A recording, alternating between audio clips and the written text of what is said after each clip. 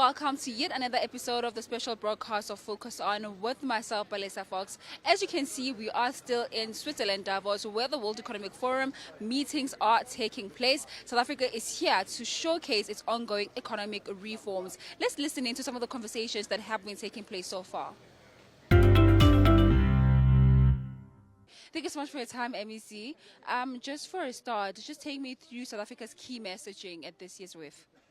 Thank you very much for the opportunity. As you know, that this year South Africa will be hosting G20. I think it's important that we continue with the issues we have always raised of economic inclusivity, of fighting poverty, of fighting unemployment, so that everything that we do as a country is aimed at defeating the triple challenges that I've just articulated. And therefore, when we engage with different stakeholders, whether other countries or people who are in business, we are interested in how they can work with us to defeat these triple challenges, but also how we can help them to be able to find it easy to come to our country, and those who are in our country to be able to do business in our country. And how are you positioning yourself to be ready to profile the G20 and even host it when the time comes? Well, our president has been at the forefront, and I think as a chief spokesperson of our country, it gives a positive message that we're taking it serious. And he has gone ahead to appoint the Minister of Finance and the Minister of International Relations to be at the center of that. And as you know, the Minister of Finance heads Treasury, and Treasury determines the economic policy. It shows the seriousness with which the President and the country takes this, and we are all following and taking cue from the direction that the President Cabinet have set. And as a province, we are ready to welcome those who will be coming. We are ready to ensure that we deal decisively with crime. We are ready to ensure that all our cities are clean. We are ready to ensure that our infrastructure is sustained and our infrastructure continues to absorb big international events. So we are ready as a provincial government to provide support to the country. You know, Minister, when the GNU administration took office, there was a lot of positivity around South Africa and some of the reforms that they were going to implement. How do you plan to not only keep the momentum going, but actually implement all the reforms and all the plans that you've been talking about? I think we just need discipline in execution. We must not just talk about what must be done. We must act fast and decisively, and we must also hold ourselves accountable. There must be monitoring and evaluation regularly at various intervals, so that we don't wait until the end. And when we do monitoring and evaluation regularly, we'll basically be saying where there's weaknesses, we are able to intervene. Just for a start, just take me through South Africa's key messaging at this year's WEF. Good afternoon. The big approach for South Africa has been that of looking at partnerships. Partnerships inside South Africa. We worked with a lot of the private sector going here. There's a provincial government working with national government. But a lot of it is the realization that whether from a financing point of view, government doesn't have all the investments required to put into growing the country. But there are other solutions which may not require money, and they also require other players in society. And speaking of partnerships, what are some of the areas of collaboration that you have identified that you think will advance South Africa's placement in the global stage?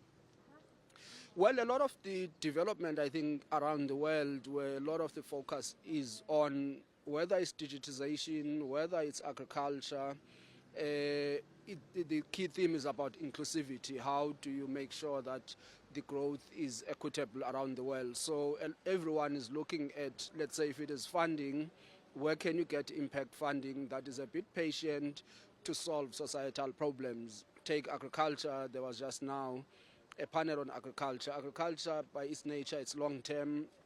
The cost is high, whether that of land or equipment required into it. So you need innovative funding mechanisms that don't look at it like your typical traditional business because of the nature of its costs. So those are the solutions that we're looking at. So innovation, digitization, and partnerships are really what is going to drive us. We have other sectors. I mean, the SARS commissioner, as an example, was mentioning that the logistics challenges we have as South Africa are costing the economy between 2 and 3% GDP growth per annum. Now, if you solve that problem, not only do you get investments into the economy, but you get the rest of the economy going. Export of mineral goods, capital equipment, agriculture, and many others. Speaking now, let's talk about G20, right? We do know that the country will host the G20 presidency. Tell me more about the significance of profiling G20 at this year's World Economic Forum. So there are many layers of why G20 is significant. One, of course, the positioning of the country in international affairs. You're going to have some of the most influential heads of states in South Africa. The agenda is going to be set there, and of course South Africa has made it an African agenda, not just pushing up South Africa. So those are the broad macro activities, but at a micro level, tourism is going to benefit first out of just people who are coming in. A lot of tour operators, venues, restaurants, attractions, even some of them in townships and many other areas. So that is one of the things that we're looking at. But the second one is that we know when people come for business, they're likely to come back again to visit family and friends or for holidays, or to even look at opportunities for investments. So that we want as a repeat, but there are certain areas we've targeted for export.